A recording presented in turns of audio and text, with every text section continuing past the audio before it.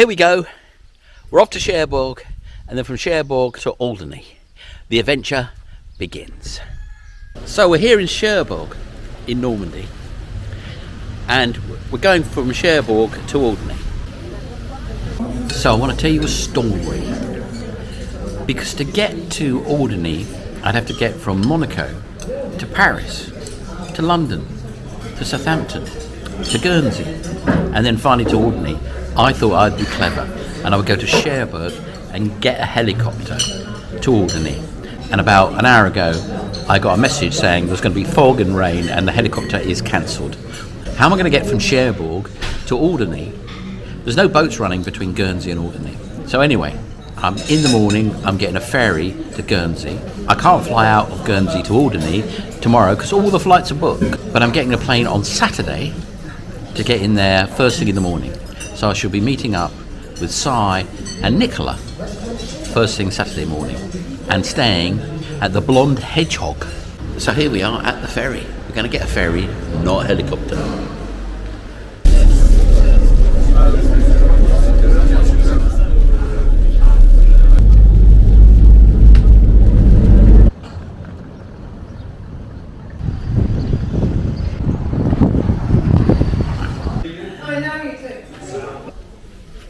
Well, up at 5:30 to Guernsey Airport.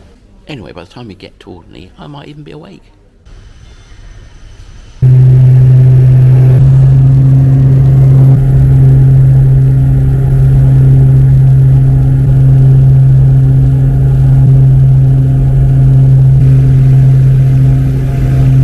So here I am in a field in Alderney after the epic journey that didn't involve a helicopter, and I'm here with the one and only.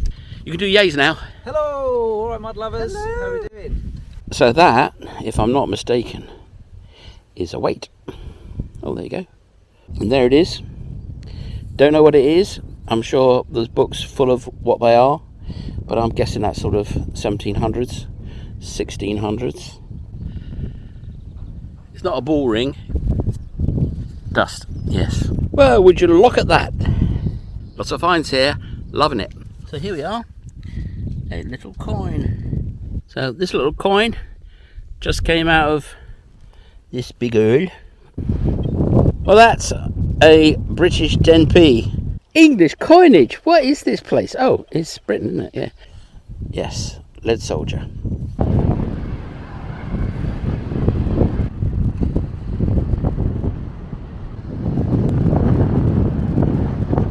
We're on a beautiful, beautiful field right by the sea, and up has come a nice little bagsill. Oh yes. So have a look at the view.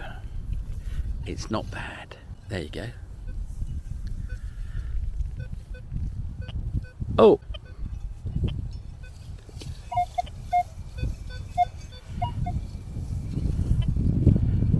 And there's Nicola, and there's the rest of Alderney. Our lovely host Jim has just found this ring, which is an IHS ring. I'm no Christian historian, but I believe that means something like under the protection of Jesus Christ our Saviour, something like that. And this looks like something from the late 1600s, early 1700s for sure. And it's a sort of ring that the Jesuits used to give to the Native Americans, as if you've seen Green Mountain Detecting, you'll see him finding these, and the Native Americans would get browned off with the Jesuits and snap them and throw them away. But this is exactly the sort of ring, and I would say, I mean, it could be as late as early 1800s, but it could be as early as the late 1600s, probably in the middle of somewhere. But anyway, lovely find. Well done, Jim. So this is Jim, who's found this and who's our lovely host for this wonderful treasure hunting extravaganza, and he just found the find of the day, a wonderful religious ring. Onward. So, you know, I just found this coin over there, and so I've come over to see if Clem might be able to enlighten me a little bit as to what it could be, because I can see a little bit of lettering on there, but... Because I'm an infamous numismaticist. Yeah. And that is a coin, you're right. And it's going to be, I think, oh yeah, it's going to be a, oh, it might be Louis the 15th, but it's going to be a one. Oh, hold on a minute. Yeah, no, that's right. This is what's called a denier, which is a 1. And then you get a double tournoir, which is a 2. And then you get a liard, which is a 3 units. And then you get a soissons, the cesium, which SiFinds found, which is a 6. And then you go to 12s, which are sols, and double 12s, which are 24s, and then you start getting into silver. Oh, nice. And then it all leads up to a gold coin, which is a livre being pound, 240 whatnots to a doodah. There we go. And it's always the same thing, you know, multiples and divisions. So it goes copper, stroke bronze, silver, gold. Multiples of. So this is your basic unit. This is your pocket money. This is your farthing. This is your, I don't know, probably what it would be. Probably wouldn't get you a pint. Maybe it would. And it's Louis the 15th, did you It say? looks like Louis the 15th. Louis the 15th, possibly. But there was like 18 of them, so it was one of them. Tiny, but very old, so I'm very pleased. Well done. 1740-ish, maybe 1715-ish. Oh. Yeah, and the thing was, the French being the economic power of the world, really, or certainly of Europe at the time, they came up with this great idea to give their peasants, nigh on slaves, money so they could transact. And you know, it was a groovy economic idea at the time. The English went, no, it's silver or gold, copper, no. You're only going to go lose it, aren't you? And then what we're going to do for copper? No, you can't have that. And it wasn't until Charles II that copper kind of came in, and it really wasn't almost until, you know, just before Queen Victoria, George III and all that lot, that kind of decided that they should have currency for their peasants and that people should have money, not just high value stuff like silver and gold. Right, well, thank you very much, Clem. I know there's way more than you wanted to hear. But aren't I lucky to have Clem here to be able to explain that? I make it all up as I go along. I make it up. This is not true. I'll get close up for it.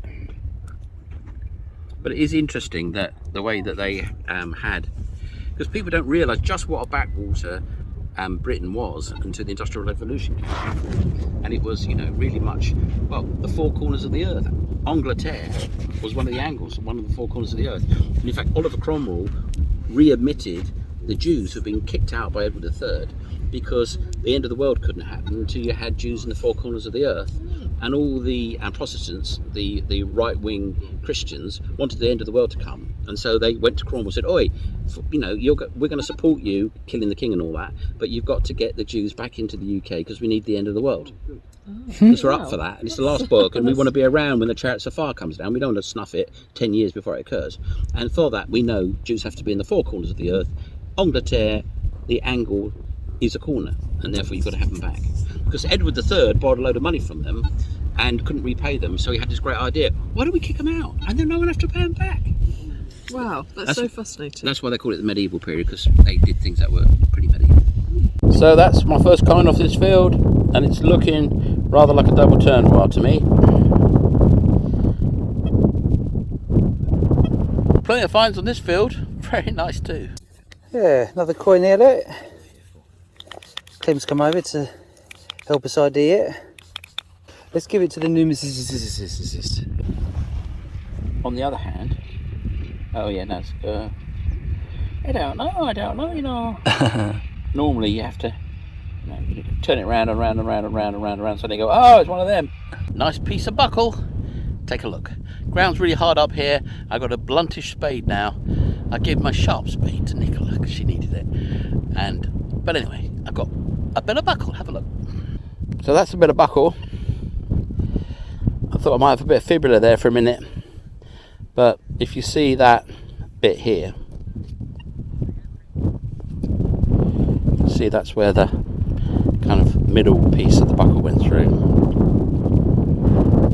Yeah, so that's a bit of buckle.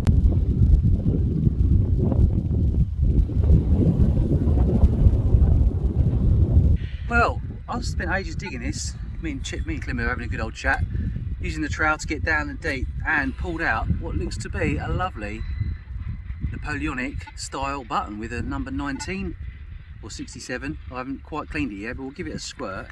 Oh, do you know what? It's a 67. Yes. That's what you meant. It's going to be. That's lovely, isn't it? I would say that was a French military button from the 67th Battalion. Correct. Or fromages.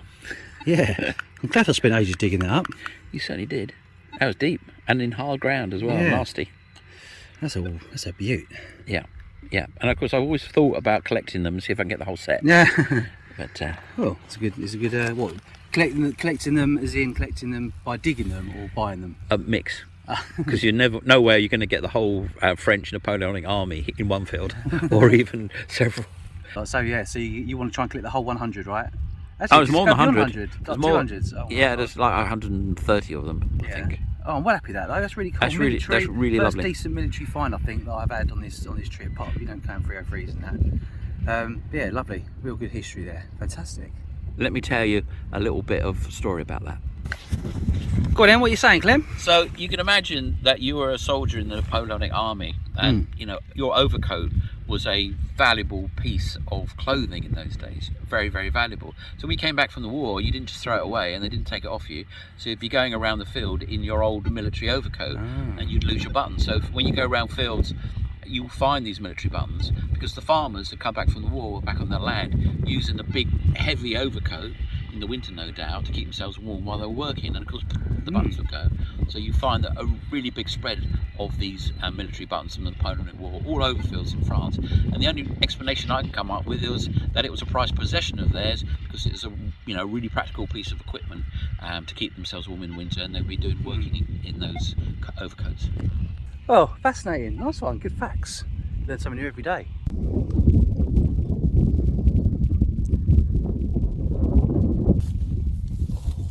Need to lay down.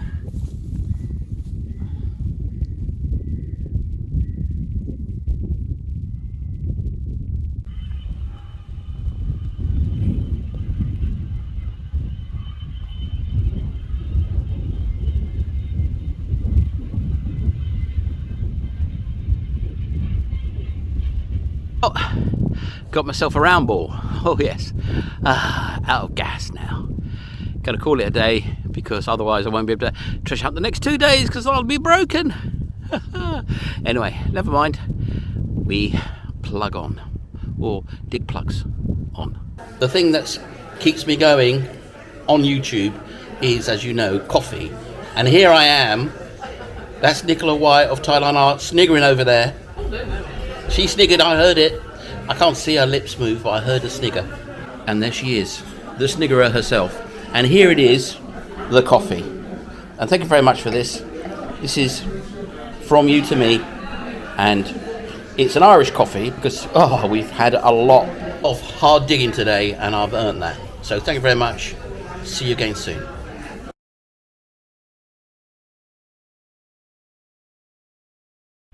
Do you want to see the winner of the day, unless you've got a really great find? Oh yeah, go on in. What's that? Oh wow. Oh brilliant. That's what I said when I found it. Oh, pistol. It's a pirate. Arr! Nice. I mean pistols.